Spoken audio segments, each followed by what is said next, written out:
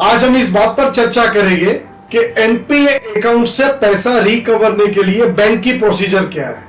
नमस्कार, मैं doctor रितन Mehta, doctorate in financial crisis counselling, 28 वर्ष से फाइनेंशियल मैनेजमेंट और 10 साल से एनपीए मैनेजमेंट की सेवाएं दे रहा हूं। आज मैं आपसे इस बात की चर्चा करूंगा कि एनपीए खाते से पैसा वसूलने की बैंक की प्रक्रिया क्या है।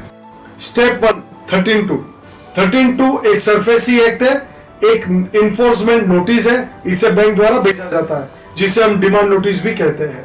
उधार लेने वाले को उधार चुकाने के लिए 60 दिनों का समय दिया जाता है। इस नोटिस में अब तक की ब्याज राशि और बैंक द्वारा लोन के रूप में दी गई वास्तविक राशि शामिल होती है और इसे 60 दिनों में बैंकों को चुकाना होता है। अगर डिफॉल्टर 60 दिनों में बैंक की राशि नहीं चुका पाता तो बोरोवर की गिरवी रखी हुई संपत्ति को कब्जे में लेने की प्रक्रिया बैंक शुरू कर सकती है। इसके बाद 60 दिनों की समाप्ति के बाद यदि बैंक को भुगतान नहीं किया गया तो 13(4) माने कि 13(4) की अगली प्रक्रिया शुरू होती है। 13(2) के नोटिस के बाद 13(4) नोटिस को भेजना अनिवार्य होता है। 60 दिनों की अवधि पूरी होने के बाद बैंक 13(4) की नोटिस की प्रक्रिया शुरू कर सकता है।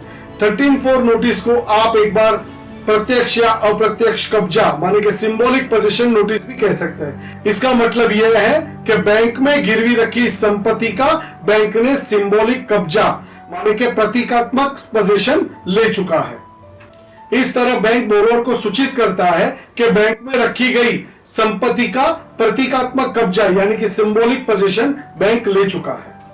अब बैंक द्वारा प्रतीकात्मक यानी कि सिंबॉलिक पोजीशन लेने के बाद इस संपत्ति का फिजिकल पोजीशन को प्राप्त करने की प्रक्रिया शुरू हो जाती है। इसके बाद बैंक गिरवी संपत्ति का भौतिक कब्जा यानी कि फिजिकल पोजीशन के लिए शहरी क्षेत्रों और ग्रामीण क्षेत्रों में स्थित जिला अदालत यानी कि डिस्ट्रिक्ट मजिस्ट्रेट में सभी मूल दस्तावेज जैसे कि sanction letter, loan agreement, mortgage document के साथ पहुंचता है। सभी आवश्यक दस्तावेजों को जमा करने के बाद बैंक अदालत से अनुरोध करता है कि यह धारा 14 के अंतर्गत फिजिकल पोजीशन के आदेश और पुलिस प्रोटेक्शन मुआयना कराइए।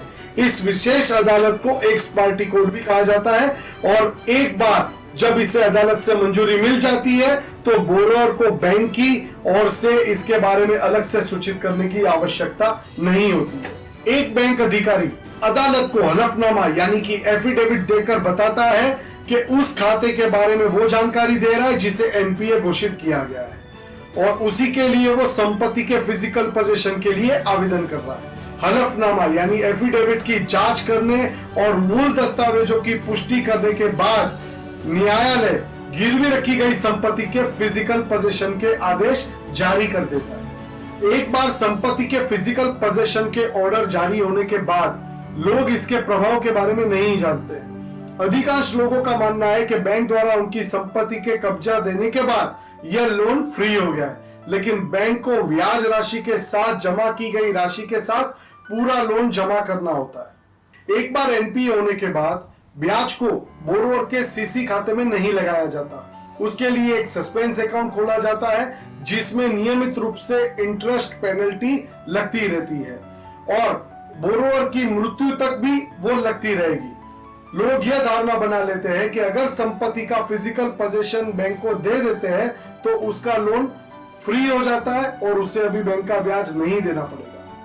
मैं आपको एक सरल उदाहरण से यह बात समझाता हूं कि यदि कोई व्यक्ति बैंक से 1 करोड़ रुपए का लोन लेता है और गिरवी रखी हुई संपत्ति की कीमत 60 से 70 लाख है तो फिजिकल पोजीशन प्राप्त करने के बाद बैंक को संपत्ति का पैसा नहीं मिलेगा।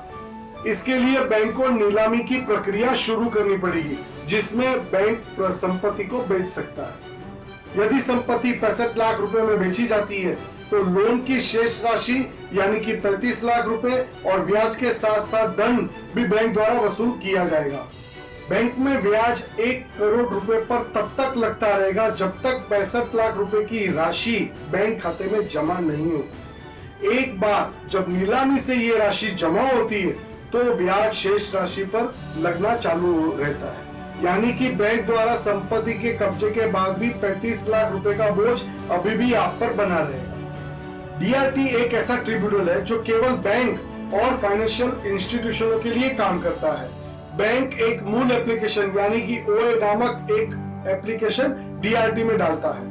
ओए के माध्यम से बैंक को प्रमाण मिलता है कि कितनी राशि वसूली जानी है। यहाँ बोरोअर को इस बारे में अपना विचार व्यक्त करने का अवसर मिलता है कि बैंक की मांगे सही है या गलत, क्योंकि यहाँ एक्स पार्टी कोर्ट नहीं है। यदि बैंक ने ब्याज की गलत राशि का आरोप लगाया है तो आरबीआई की गाइडलाइन के अनुसार एनपीए प्रक्रिया अगर नहीं अपनाई गई तो बोरोअर अपनी आवाज उठा सकता है। डीआरटी पैसे की वसूली के लिए काम करता है और वह आपकी मोर्गेज की गई प्रॉपर्टी की संपत्ति को अटैच भी कर सकता है, और जो प्रॉपर्टी मोर्गेज नहीं की गई उसको भी अटैच कर सकता है। डीआरटी के पास इस तरह के रिकवरी के सारे विकल्प खुले हैं और वो किसी तरह से भी रिकवरी कर सकता है। पैसे की वसूली के लिए बोरोअर के साथ गारंटर को भी समान रूप में जिम्मेदार माना जाता है। गारंटर की संपत्ति, एफडी, बैंक खाते डीआरटी की नजर में होते हैं। वे एफडी, बैंक खाते और गारंटर की अतिरिक्त संपत्ति को भी अटैच कर सकता है। अंत में यदि उधारकर्ता के पास पैसा नहीं बचा, यानी कि बोरोअर के पास पैसा नहीं बचा है, तो पैसे की वसूली के लिए अगर अन्य कोई विकल्प नहीं बचा है तो डीआरटी तुरंत वसूली के लिए गारंटर की संपत्ति को भी अटैच कर सकता है। अभी हम बात करेंगे NCLT, national company law tribunal. NCLT पहले इस बात की जांच करता है कि एनपीए खाता प्रक्रिया बराबर की गई है कि नहीं की गई है। उसके बाद वसूली का आदेश जारी करती है और ये प्राइवेट लिमिटेड कंपनी या लिमिटेड कंपनी के लिए ही होती है। एनसीएलटी द्वारा एक इंसॉल्वेंसी रिकवरी प्रोफेशनल यानी कि आईआरपी की नियुक्ति की जाती है। आईआरपी का काम मुख्य कंपनी की कुर्सी पर बैठना है, माने कि बोरोअर की कंपनी की कुर्सी पर बैठना है और यह देखना है कि कंपनी के देनदार या कंपनी की एसेट्स के माध्यम की वसूली के लिए राशि कैसे वसूल जा सकती है। इस प्रक्रिया को कुछ शर्तों के साथ एक निश्चित समय में पूरा किया जाना चाहिए। एनसीएलटी डीआरटी के मुकाबले में तेजी से आगे बढ़ता है क्योंकि अलग अलग कंपनियों के लिए अलग अलग आईआरपी नियुक्त किए जाते हैं। आईआरपी एक चार्टर्ड अकाउंटेंट है जिसके पास ऐसे मामलों की गहरी समझ है और उसके पास देश भर में ऐसे कई मामले होते हैं। कंपनी के कार्यकारी अधिकार आईआरपी के हाथों में आ जाते हैं और वो कंपनी के प्रमुख बन जाते हैं, यानी कि बोरोअर कंपनी के वो प्रमुख बन जाते हैं। वसूली प्रक्रिया के दौरान अगर यदि बैंकों को लगता है कि कुछ गलत हुआ है, जैसे कि गलत फंड डाइवर्जन हुआ है या मिस डिक्लेरेशन है, तो सीधे वो बैंक सीधे पुलिस में शिकायत दर्ज कर सकती है और आपराधिक यानी कि क्रिमिनल एक्शन की कार्रवाई भी शुरू कर सकती है। किसी भी कारण यदि बैंक आपकी संपत्ति बेच नहीं पा रही है जिसका उन्होंने भौतिक कब्जा यानी कि फिजिकल पोजीशन ले चुका है, तो फिजिकल पोजीशन के बाद भी आपके खाते में ब्याज लगना जारी रहेगा। उदाहरण के लिए यदि आज बैंक द्वारा फिजिकल पोजीशन लेने के बाद अगले 3 वर्षों तक संपत्ति बेची नहीं जा रही है तो बोरोअर को शेष राशि पर 3 वर्षों तक ब्याज का भुगतान करना होगा। एक बार जब संपत्ति बिक जाती है तो वो पैसा बैंक खाते में जमा हो जाता है और तब ब्याज लगना बंद हो जाएगा। मुझे उम्मीद है कि यह आपको समझने में मदद करेगा कि एनपीए खाते से पैसा वसूल करने की बैंक प्रक्रिया क्या है।